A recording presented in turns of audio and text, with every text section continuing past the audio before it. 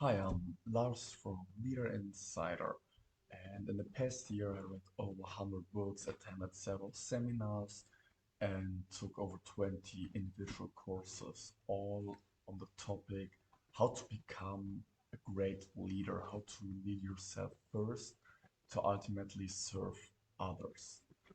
And today I want to talk about feeding my mind with useless kind of information. I know that many people have the same issue with it.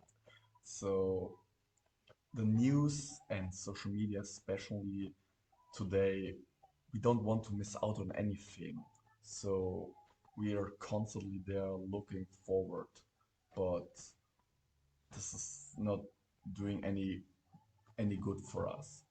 Most people spend their lifetime figuring out such a problem and that finally um, admitting, hey, maybe I don't need this. I need just don't need so much negativity in my life because negativity wastes so much more than anything else in our mind and our brain. And this is why I want to give you the free insights to be at least aware of this problem. I have the belief that awareness by itself can sometimes be curative. And just watch the video, take notes, because taking notes will get it much deeper inside your brain and get you to actually use this knowledge. Because knowledge by itself is useless. Action upon your knowledge, this is where comes true power from. Like my mentor says pretty often, most people know what to do, but don't do what they know. And I want you to really I get going. I demand it, not to know it, but to actually act upon it. And let's get started right now. So several years ago, I quit social media once and for all because I was there with a good friend group of mine, and after we met, I went home, scrolled through Insta, and I think by this time it was Snapchat, and scrolled and scrolled and scrolled and scrolled, and like 5 hours passed, and I had an appointment at the next day because I had to learn for a test, but didn't because I lost the time in social media, and this never happened to you, I believe so. But what if what if we spend most of the time on useless kind of stuff that won't make our day greater? And it's also like reading the news or listening to the news or hearing news on social media. I personally feel much worse, I would say, after reading or listening to the news. It's like right now, it was several years ago was Corona. Right now, it's the war, and getting informed about this might be a important way. But then I read a book, The 4 Hour Work Week from Timothy Ferriss, and he had a really interesting principle, or I would say a really interesting strategy or tactic, actually not needing to read the news or listening to anything that goes out there, but also be informed. Because on the workplace, most people talk about the news, and so you get the filtered information from them, and it's exciting because they know, oh, he's not listening or hearing any news. So if something really important happened in the world, I can tell him, and we have a great conversation about it.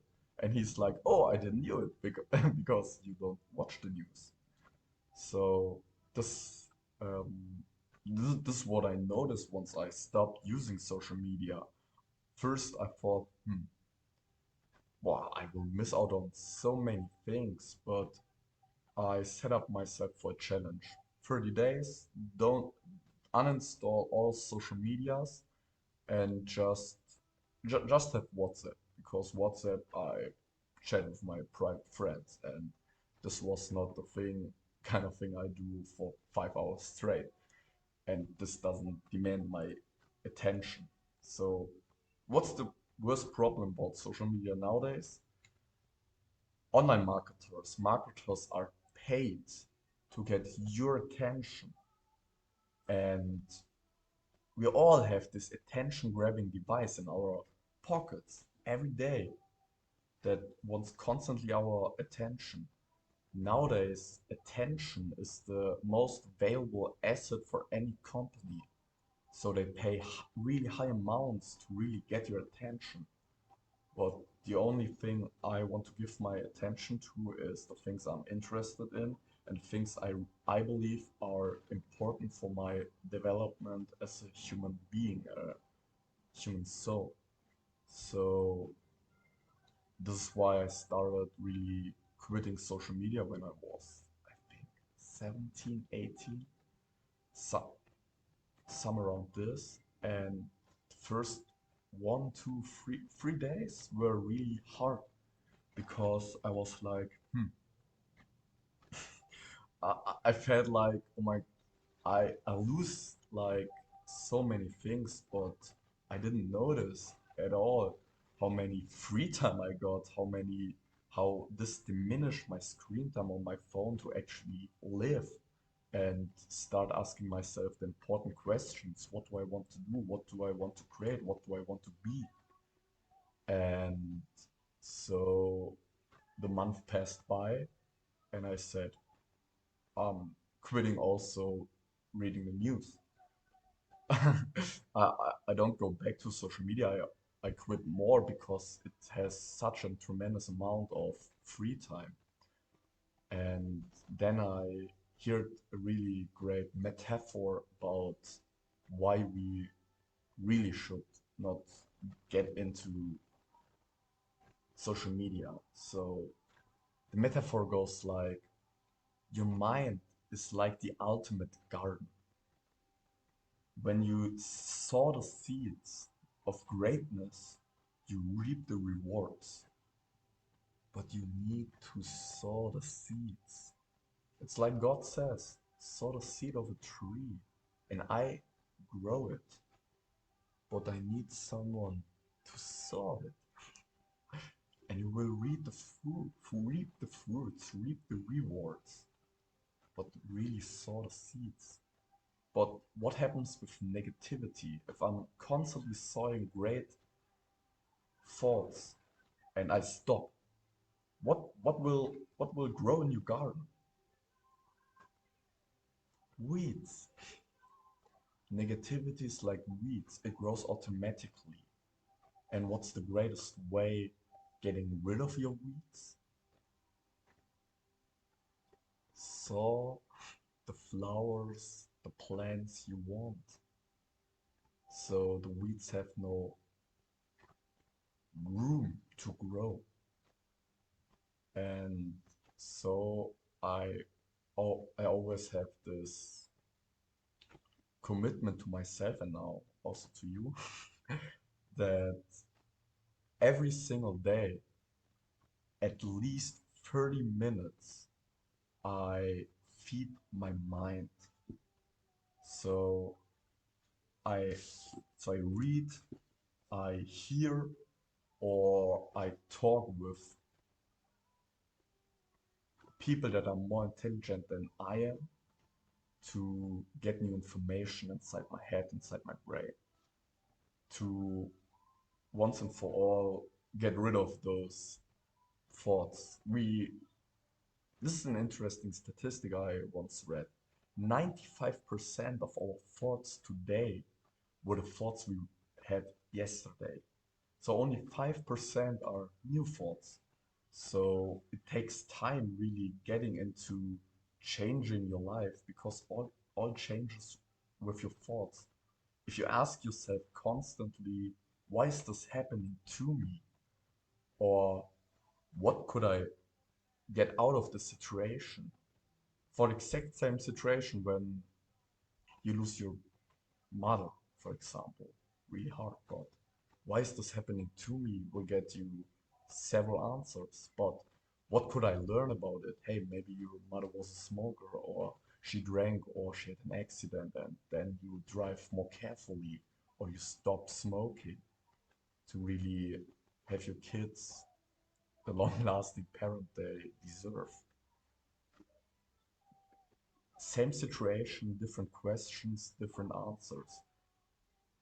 We want to, this is why I'm feeding my mind to get rid of all these negative, all these bad thought patterns and get those from more intelligent people really inside my brain to really create the life I want, the life I deserve. And we need to consider also one last thing today. Negative thoughts weight so much, so I have the scale like, hey, we need negative thinking because if you all think positive and everything's super great and so on, this is not life. Life is suffering, but negativity weighs much more on yourself, o- on your mindset than positivity. So I have the